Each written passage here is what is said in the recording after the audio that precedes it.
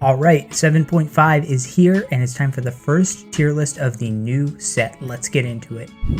What's up, you knuckleheads? It's Josh here, and we are back with another TFT tier list following the mid-set update. That's right, Dragonlands are gone and the Uncharted Realms are here, and if you are looking to climb in the new set, I have the first and only aggregated tier list on YouTube. This tier list takes into account data from 6 different websites as well as 3 different high elo players to give you a weighted average based on all of their opinions, so you know you're getting the best data, not just trusting 1 or 2 sources, but truly the best of the best data and opinions from around the internet. And with such massive changes in the mid-set update, of course there are going to be a bunch of new comps that are coming into the meta, comps that have existed back in set 7 that have been tweaked or changed, and overall just different priorities on how to level and econ, especially based on the changes where you can now have multiple dragons on the board at once.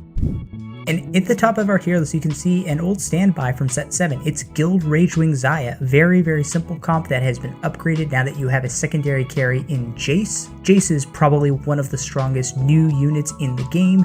He's absolutely great with almost any AD item that you can think of. Plus he brings CC, and Guild overall is still just a really strong trait that you should be looking to splash often. Similarly, Mirage Deja remains a top tier comp in set 7.5. This one is largely unchanged from set 7. Really the only difference is now you have another Cavalier in Rel, so you can add a very robust frontline. And if you really wanted to, you could also throw in another dragon to protect Deja, like an Idis. But after that, we have our first 2 new comps of set 7.5, the first being Whisper Bruiser with Pantheon, the new Whisper unit, as the main carry. Now, just like in Whisper comps from set 7, you still have Siphon as a main carry of your comp, but now you also have another very strong unit to pair him with, so he doesn't have to do all the work by himself.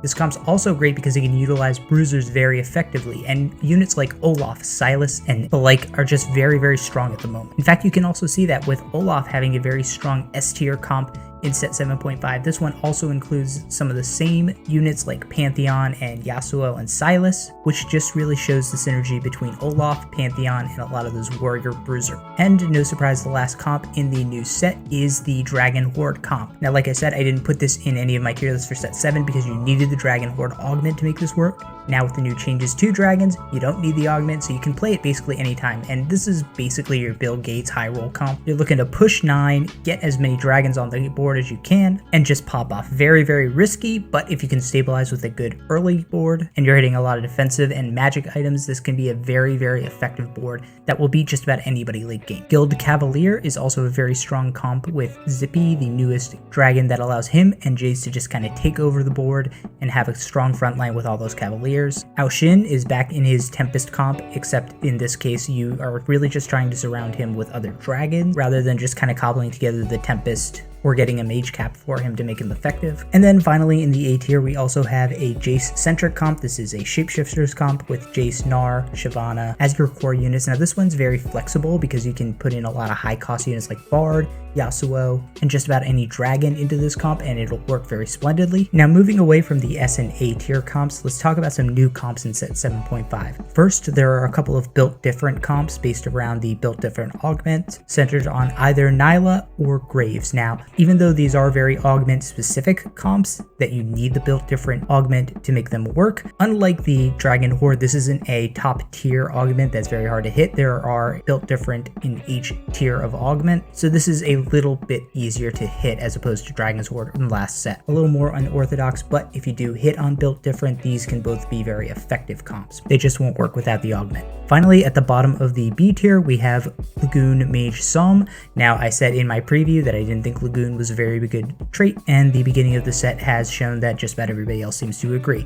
Soam is an okay carry. I don't think she's very dominant unless you just absolutely go ham with her. She's serviceable with the right items, but she doesn't really have that great of a secondary carry because Nyla is not that strong. Also, I know a lot of people are going to want to try Darkflight, but unfortunately, it doesn't really seem to be strong in the moment because Tyrant Swain and Rengar based Darkflight comps are both in the D tier, so for right now, I just wouldn't play Darkflight at all. In terms of what just generally appears to be the strongest traits, Guild, Ragewing, and Whispers seems to be very strong for the Origins, and that's mainly because of things like the Xayah comp, Shyvana, and Pantheon being so good. And for the classes, traits like Warrior, Shapeshifter, and Dragonmancer all seem to be very strong right now. Not even counting Dragon in the discussion just because I think is going to be strong every single patch. And on the other side, in terms of what I would not be playing, I would avoid Darkflight, Lagoon, and Cannoneer. I just think overall these are not incredibly strong traits right now. Now I am going to be doing a unique take on the Let's Climb series because I'm going to be doing different comps every episode that are chosen at random. The first episode should be going up later this week, so keep an eye out for that. And make sure to hit the subscribe button if you want to keep up to date on more TFT content, or don't if you just want to keep being a knucklehead.